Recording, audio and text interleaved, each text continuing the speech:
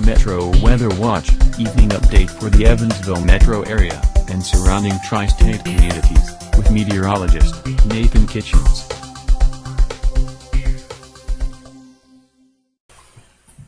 Hello everyone, hope you all are doing well on this Monday evening. This update is brought to you by Vinny's Auto Detail. They've been serving the tri-state for over 17 years with high quality window tinting and auto detailing at very reasonable prices. Give Donnie a call at 812-471-4900 and be sure to tell him that Metro Weather Watch sent you.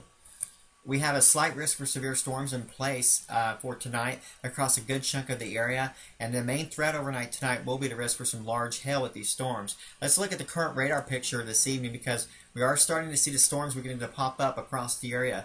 Looking at our radar frame, this is just before 7 o'clock Central Time when this video is being recorded. It'll probably be a couple hours after that by the time you're watching this, so just keep that in mind. We're seeing some thunderstorms developing really right over the Evansville metro. It also points to the north as well. Let's kind of zoom in on some of these storms. You had a decent shower that moved through Princeton, a heavy downpour of rain, and now moving into western Pike County as well. And then going into the Evansville metro area, right through Vanderburgh County here. Decent showers and perhaps a rumble of thunder moving through the area. And this will continue to become more numerous over the area as we go throughout the evening and overnight hours as a warm front begins to move into and through the region. Looking at our risk, severe weather risk for Tuesday, let me go back to our slides here. We have a slight risk in place for the area for Tuesday, and the biggest threats will be damaging winds on Tuesday, and we'll also have a large hail risk. There's a very low end tornado threat, but I really think the big threat here will be for damaging winds and some large hail with these storms on Tuesday. Let's break it down here and try to get you a detailed forecast. Going through tonight, we'll see scattered storms becoming more numerous through the evening and overnight hours. There's, again, that slight risk, like I mentioned, large hail the biggest threat. I would recommend parking your car in your garage if possible. I know it's not always an option, or under a sheltered area, because just out of caution for the risk of hail tonight to prevent any potential damage to your car. I'm not saying it would, but just out of caution, I would recommend doing that. If you can get your car in a sheltered spot, please do that.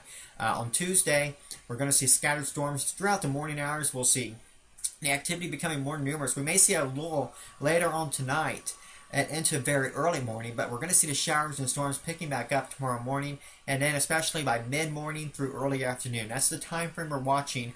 As a front begins to move through the area, we'll see a line of thunderstorms, and this is when we're going to see our main severe weather threat move through the region.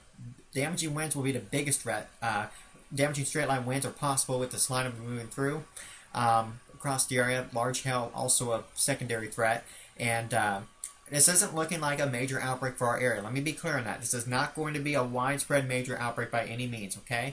But we're still looking at the risk for some severe thunderstorm warnings tomorrow and the risk for some damaging winds with some of these storms to move through the area. So it's a good idea to make sure you have a way to receive warnings and just be weather aware tomorrow. But the thing is, it's not going to be the whole day tomorrow, because after this activity moves through, after the early afternoon hours, we're going to see skies clear out. We'll see some sunshine for a while. Mid to late afternoon, you'll see sunshine. It'll be very windy, and temperatures will surge with some of that late day sun close to 70 degrees. So it actually is going to turn very nice by the very end part of the day and into the evening hours across the area. So the whole day isn't bad, but the first half of the day into the very early afternoon, that's our time frame that we're watching for severe storm chances here in our region. Going to the model data now to kind of give you a picture of what to expect. So we're seeing the thunderstorms beginning to pop up right now as I speak. HRRR model, a short-range model, doing a decent job of showing that. Going through the evening hours, this is by the time we get to 9 o'clock. More thunderstorms becoming more numerous out there. Here, look how we go from, as we go through 10 o'clock through midnight. Look how the activity really just blossoms, especially north of the river here. You can see the pockets of thunderstorms here, showers and storms, kind of covering this area here across south central Indiana through central Illinois, and this will be our large hail risk developing throughout the overnight hours, beginning to lift north of our area later on tonight, although we still can't rule out some thunderstorm pockets with hail here in our region tonight. But the main threat will be lifting north of our region by the time we go after midnight and into the pre-dawn hours. So again, there's that lull I mentioned that we may not see a whole lot of activity, although you do see some more storms developing. It looks like from, say, Memphis, Tennessee, up towards Bowling Green, Kentucky, there in our southeast counties, you're going to see a wave of showers and storms moving back in during the pre-dawn hours into the early morning hours Tuesday. So you guys will get, and also heavy rain. But then we'll watch across the rest of the area some thunderstorms begin to blossom back up by the time we go into the morning hours on Tuesday. So here we are going through about 8 o'clock, 9 o'clock in the morning, beginning to see showers and storms developing once again, scattered about over the area. And then as we go to 9 o'clock in the morning, you just begin to see more storms beginning to become more organized over the area across the central portions of the tri-state, and then more of a rain scenario and with some embedded storms here to the southeast as we go through the morning hours. This here can have some hail with it as well. You can see these pockets of storms over the area by mid-morning tomorrow. Now as we go into the late morning hours, you begin to see a line trying to get going here, broken line of storms out here in Illinois. This is along a cold front. That's the front attached with the storm system that's going to be moving through around the middle of the day tomorrow. So we'll watch for a potential line of storms to get going as we go through the late morning hours and into the afternoon. Now the HRRR model only goes out to 18 hours, so it can't see the whole event. So now I have to switch over to the NAM model for you, and I'll show you what it's showing. Again, a similar idea here, that broken line of showers and storms becoming more organized though through mid and late morning over Illinois, and we'll watch that move eastward now into our area by the time we go to the late morning and early afternoon hours. So this is the map representation by the time we get to noon.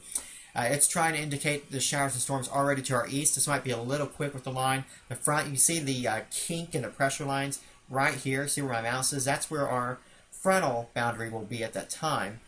And going through the afternoon hours, this activity begins to move off to the east. So our southeast counties will still have a severe risk in the early afternoon hours, maybe in the mid-afternoon hours, but we'll see clearing working in from the west to the east through the afternoon hours. It'll be becoming very warm as well as we begin to see some sun breaks. I wouldn't rule out a secondary batch of showers. Sorry, I went way too quick there. I wouldn't rule out a secondary batch of showers trying to get going over parts of the area. Maybe some showers and thunder showers for parts of the evening hours again tomorrow. But I think for the most part, our severe risk will be largely over by 2 o'clock tomorrow. But we will certainly be keeping a close eye on things. And now going through tomorrow night, we're going to see a gradual drop in temperatures. Nothing drastic, as this isn't going to be a situation where our temperatures just crash like crazy. It's just going to be a very gradual drop. And then Wednesday is a very cool and kind of a raw day over the area. As we go into Wednesday, we're going to have a disturbance moving through the region.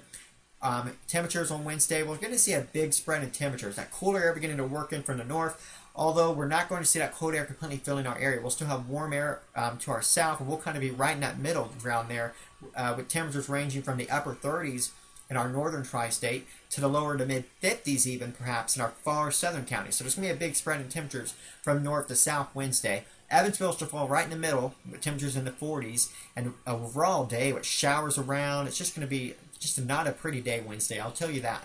And you see the blue, that's snow well to our north. We do not see any snow making it into our area. We're going to be too warm. We're just going to see rain out of this. Just not a lot of rain, just a few showers here on Wednesday, but not much to speak of, I don't think. I think this is actually a little too overdone based on what other models are showing.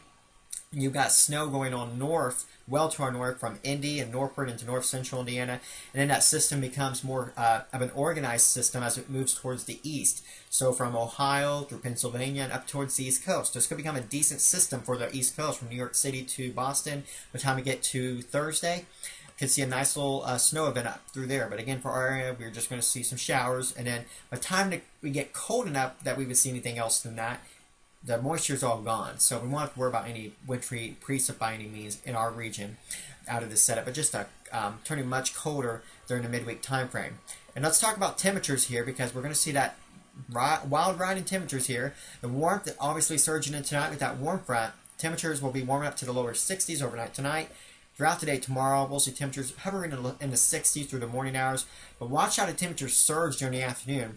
The NAM model showing us in the mid-60s, but it shows 70 here in southern Illinois with more sun. I think that 70-degree reading will easily surge eastward, even into the Evansville area potentially, by the time we get into the mid and late afternoon hours. So it's going to become quite warm over the area tomorrow, all day long, but especially in the afternoon if we can get some sun breaks to develop over the area. That will only increase our warmth. And then there's that gradual fall in temperatures tomorrow night. And watch as we go through Tuesday night into Wednesday, as nice battleground develops here from the cold air to the north, and we still got some warmer air to our south, and we're going to fall right in the middle of that here with a decent spread in temperatures on Wednesday. In fact, the NAM model is showing 60s in our far southern counties and 30s in our far north. So there's going to be a big spread in temperatures here on Wednesday afternoon. We'll see a few showers around the area, so kind of a raw, cloudy, yucky day Wednesday. And then we'll turn much colder on Thursday as that storm system begins to carve out a nice trough over the eastern U.S. That's going to allow colder temperatures to settle in Wednesday night and Thursday. It's going to get pretty cold here. We're talking about highs on Thursday only in the 30s. Again, here's the GFS model. That system will be by Wednesday. A few showers locally. And then going through Wednesday night, that system begins to become a little more organized, so a little bit of a moderate snow event here over the East Coast, while at the same time it's carving out a nice trough. We've got an area of surface high pressure coming down. It's going to supply us with lots of sunshine on Thursday, but a much colder day, with highs only in the mid-30s at best across the area. So one cold day, but it's just one, because look what happens here by Friday. The high is moving off to our east, and this is a strong southwesterly flow beginning to move back in. So Friday will be our transition day. We start the day cold, but we're going to go from the cold weather early back to 50-plus degree weather by the afternoon. In fact, models usually struggle with these warm advection setups, so we could easily be back well into the 50s perhaps late in the day Friday. So a nice, quick rebound in temperatures very quickly on Friday. And next weekend looks warm and active. We're talking about highs likely in the 60s over the tri-state. So very warm and spring-like next weekend, but we'll also have a risk for some showers and active weather over the area. But we'll certainly cover that in more detail as we get closer. Let me go back to our severe weather potential here. Again, for tonight and Tuesday, I'll end the video here with this weather breakdown to kind of give you guys another look. Again, for tonight, we're mainly looking at a large hail risk with some of these storms. I would recommend getting your car parked in a garage or sheltered area. Not saying because it will necessarily get hail damage, but just to be safe. You know, if you got a nice new car, you don't want to worry about any. You want to have peace of mind, not worrying about whether your car is going to get a dent from hail stones. But then Tuesday, we'll see the storms mainly during the first half of the day through the early afternoon hours. I think we will see a line of storms moving through anywhere from mid-morning into early afternoon. That's going to have the potential for some damaging wind gusts. I think that's going to be our biggest threat with those storms, maybe some large hail and a very low-end tornado threat. This is not a major outbreak of severe storms, but there will be likely some severe thunderstorm warnings potentially as this activity moves through late morning hours and even into the early afternoon. Then we'll gradually see things coming to an end with some sunshine by mid-afternoon and temperature surge near 70 before we turn cooler, if I can speak, by Wednesday. Well, that's going to wrap up your evening update. Thank you all for tuning in and keeping it here to Metro Weather Watch for the very latest. We will keep you updated.